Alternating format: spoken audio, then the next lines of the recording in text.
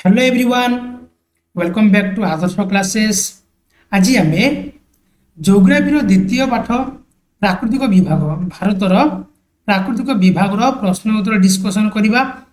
Video को शेष पर्यटन देखु। चैनल को सब्सक्राइब करने सब्सक्राइब करी पाखरे बेल आइकन को क्लिक कर दिंतु। तेज चलतु आज आम भारतर प्राकृतिक विभाग प्रश्न उत्तर डिस्कसन करवा। तो प्रथम जीवा एक नंबर को। एक नंबर क्वेश्चन कौन दे देख, संभाव्य उत्तर गुड़िक मध्य ठीक उत्तर को बाछिक देख। एमसीक्यू क्वेश्चन देछि हैला। तो प्रथम क्वेश्चन कहिछि जेउ स्थल भागर तीन पटरे समुद्र घेरी रही थाए ताहाको कौन कहुए,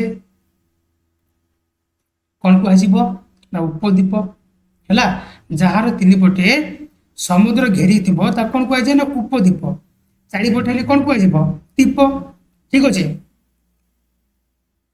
गोवा उपकूल को लगी दक्षिण अवस्थित संकीर्ण उपकूल को कौन कहुए, गोवा को लगिकी जो संकीर्ण उपकूल रही है कौन कहुए ना ताको कौन कहुए ना ताको कंकण कहुए। कौन कहुए कंकण है, करमंडल हबनी कंकण कहुए। ठीक अच्छे। गोवा उपकूल लगी दक्षिण अवस्थित संकीर्ण उपकूल कौन कहुए कंकण। पूर्वघाट पर्वतमाला सर्वोच्च शृंग कौटा, पूर्वघाट पर्वतमाला सर्वोच्च शृंग कौटा देवमाली है। भारतर पूर्व सीमा निर्धारण करुवा पर्वत गुड़िक कौन कहुए, भारतर पूर्व सीमा निर्धारण करुवा पर्वत गुड़िक कौन कहुए ना पूर्वांचल कहुए। कौन कहुए पूर्वांचल है। K2 बा गॉड विल ऑस्टिन श्रृंग क्यों पर्वत श्रेणी रे अवस्थित। K2 बा गॉड विल ऑस्टिन श्रृंग क्यों पर्वत श्रेणी रे अवस्थित कौटी काराकोरम रे।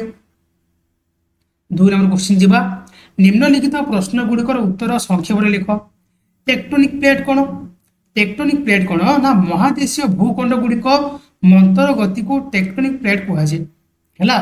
महादेशीय भूखंड गुड़िकर मंतर गति कौन कहुए टेक्टोनिक प्लेट। ठीक अच्छे। वर्तमान क्यों महासागर गुड़िक गंडवाना लैंड अंश थिले, वर्तमान क्यों क्यों महासागर गुड़िक गंडवाना लैंड अंश थिले कोड़ा कोड़ा ना वर्तमान आमर दक्षिण अमेरिका सॉरी क्यों महादेश गुड़िक है, महादेश गुड़िक गंडवाना लैंड अंश थिले कौन कौन दक्षिण अमेरिका, आफ्रिका, दक्षिण एशिया, ऑस्ट्रेलिया, अंटार्कटिका है। एमन सब कौन जे गंडवाना लैंड अंश थिले है। दक्षिण अमेरिका, आफ्रिका, दक्षिण एशिया, ऑस्ट्रेलिया और अंटार्कटिका। ठीक अच्छे। शिवलिक कहली कौन बुझाए, शिवलिक माने कौन ना हिमालय सबुठार दक्षिण पर्वत श्रेणी कौन कहुए शिवलिक है। हिमालय सबुठार दक्षिण पर्वत श्रेणी कौन कहुए शिवलिक। उत्तर दक्षिण को हिमालय मुख्य विभाजन गुड़िक नाम लिख। उत्तर दक्षिण को हिमालय मुख्य विभाजन कौन कौन गोटे हूँ शिवालिक, हिमाचल, हिमाद्री है। शिवालिक, हिमाचल आउ हिमाद्री। ठीक अच्छे। नेक्स्ट क्वेश्चन जीवा।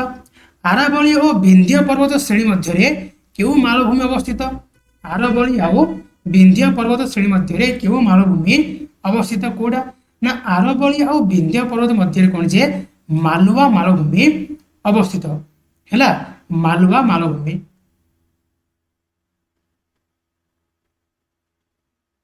है, मालवा मालभूमि। तापर जीवा नेक्स्ट क्वेश्चन को कौन देछि भारत रे केउ द्वीपपुंज प्रबल कीट गुड़िकर अवशिष्ट सृष्टि हेछि है। भारत रे केउ द्वीपपुंज प्रबल कीट गुड़िकर अवशिष्ट सृष्टि हेछि कोडा भारत लाक्षाद्वीप। ठीक अच्छे। भारत लाक्षाद्वीप प्रबल कीट गुड़िकर अवशिष्ट सृष्टि हेछि। ठीक अच्छे। भारत पुरातन और नवीन पर्वतमाला गोटे लेखा उदाहरण दियो। भारत पुरातन आ नवीन पर्वतमालार गोटे लेखा उदाहरण दियो। भारत पुरातन पर्वतमाला कौटा हिमालय, भारत नूतन पर्वतमाला कौटा आरावली है। हिमालय पुरातन आ नूतन कौटा आरावली। ठीक अच्छे। एबे जीवा 3 नंबर को। 3 नंबर कौन देछि पार्थक्य दर्शाओ कौन विपरीतमुखी प्लेट आउ परस्परमुखी प्लेट विपरीतमुखी प्लेट आउ परस्परमुखी प्लेट तो देख विपरीतमुखी प्लेट देखा प्लेट गुड़िक विपरीतमुखी गति जो दुईटी प्लेट परस्पर दूरे जाती है एमती कौन जे एमती प्लेट गुड़िक परस्पर दूरे जाती है आउ विपरीत दिगरे गति करते प्लेट एपट दिगरे प्लेट एपट दिगरे गति करते है आउ प्लेट गुड़िक विपरीत मुखी हेले भूभाग कौन जे भांग सृष्टि मझे कौन फाट सृष्टि होइछे ठीक अच्छे तो भांग लिख ना फाट लिख चलो है तो परस्परमुखी प्लेट मैंने कौन ना ये कौन होता है दुईटी प्लेट परस्पर भितर कौन से धक्का हो जाती है प्लेट एपटे गति करे प्लेट एपटे गति करे बुझा पड़ा परस्पर कौन से धक्का हो जाती कि गोटे प्लेट कौन आ गोटे प्लेट ऊपर एमती लदी जाए ठीक अच्छे गोटे प्लेट कौन आ गोटे प्लेट एमती लदी हो जाए बा गोटे तलक चली जाए गोटे ऊपर को चली जाए दुईटी प्लेट मध्य धक्का हेले से भूभाग में भांग सृष्टि हुए जमीक आम पश्चिम घाट पर्वतमाला जिते दुईटी प्लेट कौन हम धक्का हो धक्का लगे मझे कौन जमी भांग सब सृष्टि हम है ये गोटे प्लेट आउ ये गोटे प्लेट जो धक्का लगे कौन मझे कौन भांग सृष्टि हम है जमीक सेटार कौन सृष्टि हम ना भंगीर पर्वतमाला सृष्टि हम उदाहरण पश्चिम घाट पर्वतमाला ठीक अच्छे तापर जीवा आम पूर्व घाट पर्वतमाला आउ पश्चिम घाट पर्वतमाला पूर्व घाट माने कौन देख पूर्व घाट पर्वतमाला पश्चिम घाट तुलन में कम उच्चता विशिष्ट आउ निरवच्छिन्न नुहे यार हाराहारी उच्चता मात्र 600 मीटर है ये पूर्व घाट पर्वतमाला कौन जे पश्चिम घाट तुलन में उच्चतार कम आउ ये निरवच्छिन्न नुहे बुझा पड़ा यार हाराहारी उच्चता के ना 600 मीटर ठीक अच्छे बंगोपसागर में पड़ता नदी गुड़िक द्वारा ये विखंडित होती पूर्वघाट पर्वतमाला कौन जे ये कौन बहुत गुड़े नदी बाहर की बंगोपसागर में पड़ी ठीक अच्छे ओडिशार देवमाली पूर्वघाट पर्वतमालार उच्चतम श्रृंग तो पूर्वघाट पर्वतमालार उच्चतम श्रृंगर नाम कौन ना देवमाली है ओडिशार उच्चतम श्रृंगर नाम कौन देवमाली ठीक अच्छे एवं जीवा आम पश्चिम घाट पर्वतमाला देख पश्चिम घाट पर्वतमाला निरविच्छिन्न भाव में पश्चिम उपकूल सह समांतर रही पश्चिम उपकूल सह कौन से ये कौन ये आम भारत है पश्चिम उपकूल सह कौन ये समांतर रही आर उच्चता 900 मीटर रु 1600 मीटर ठीक अच्छे 900 मीटर रु 1600 मीटर यही पर्वतमाला सह्याद्री नीलगिरी आन्नामलाई काराकोरम है इत्यादि पर्वतमाला रही ठीक अच्छे केरल राज्यर आन्नामलाई पर्वत श्रेणी अवस्थित आन्नाईमुड़ी यार सर्वोच्च श्रृंग तो सर्वोच्च श्रृंग कौटा आम पश्चिम घाट पर्वतमाला सर्वोच्च श्रृंग कौटा आन्नाईमुड़ी ठीक अच्छे पूर्व घाटर कौटा देवमाली आउ पश्चिम घाटर आन्नाईमुड़ी है तापर जीवा में त्रिकोण भूमि आ प्लावन भूमि त्रिकोण भूमि कौन नदी गुड़िक समुद्र मिशिया पूर्व गति मंथर होता है तेणु नदी गुड़िक द्वारा आनीत पटुमाटी समुद्र निष्कासित न हो जमा होते है जिते नदी गुड़िक समुद्र मिशिया जाती या गति कौन मंथर हो जाए जहाँफल कौन एमती त्रिकोण भूमि मान सृष्टि हुए है तेरे नदी गुड़िक द्वारा आनीत पटुमाटी एम द्वारा जो पटुमाटी आसी से कौन जे समुद्र निष्कासित न हो अंचल कौन जमा हो रही है तेणु नदीर मुख्य स्रोतटी अनेक भाग में विभक्त होगा फल सृष्टि होता भूमि को कौन कहुए त्रिकोण भूमि है जेहेतु पटुमाटी कौन ये संचय हो जाए संचय कौन नदी प्रवाहित ठीक से हो पारे नदी कौन हुए ना विभिन्न भाग में एमती भांगी जाए ठीक अच्छे तो या द्वारा कौन सृष्टि हुए ना ये कौन त्रिकोण भूमि सृष्टि है ବନ୍ୟା ସମୟରେ ନଦୀ ଗୁଡ଼ିକର ଉଭୟ ପାର୍ଶ୍ୱରେ ପଟୁମାଟି ଜମା ହୋଇ ଗଠିତ ସମତଳ ଭୂମିକୁ ପ୍ଲାବନ ଭୂମି କୁହାଯାଏ। ନଦୀର ଉଭୟ ପାର୍ଶ୍ୱରେ ଏ ପାର୍ଶ୍ୱରେ ଆଉ ଏ ପାର୍ଶ୍ୱରେ ବନ୍ୟା ସମୟରେ କ'ଣ ଯେ ଏଠି ପଟୁମାଟି ଜମା ହେଇଯାଏ। ଏଠାରେ ଯେଉଁ ଭୂମି ଗଠିତ ହୁଏ ସେ ଭୂମି କ'ଣ କୁହାଯାଏ? ପ୍ଲାବନ ଭୂମି। ଆଉ ଏଗୁଡ଼ିକ ଅତି ଉର୍ବର ହେଲା। ଏ ପ୍ଲାବନ ଭୂମି କ'ଣ ଯେ ବହୁତ ଉର୍ବର। ତାପରେ ଯିବା ଆମେ 4 ନମ୍ବର। 4 ନମ୍ବର କ'ଣ ଦେଇଛି? ଭାରତର ମୁଖ୍ୟ ଭୂ ବିଭାଜନ ଗୁଡ଼ିକର ନାମ ଲେଖ ଏବଂ ଯେକୌଣସି ଗୋଟିଏର ବିଶେଷତ୍ୱ ଆଉ ଦେଶ ପାଇଁ ତାହାର ମହତ୍ତ୍ୱ ସମ୍ବନ୍ଧରେ ଆଲୋଚନା କର।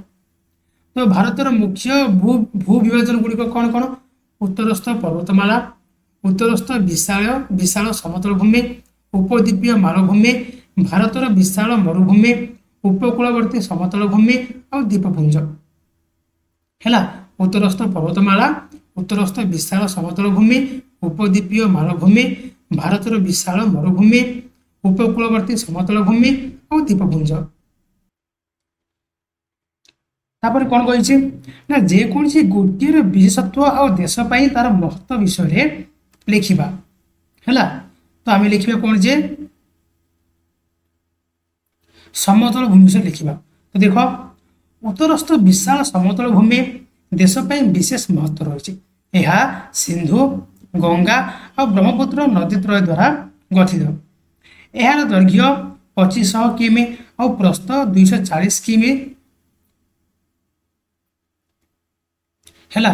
ଜଳସେଚନର ସୁବିଧା ଆଉ ଅନୁକୂଳ ଜଳବାୟୁ ଯୋଗୁଁ ଏହି ସମତଳ ଭୂମି ଭାରତର ଏକ ମୁଖ୍ୟ କୃଷି ଉତ୍ପାଦନ ଅଞ୍ଚଳ ଅଟେ।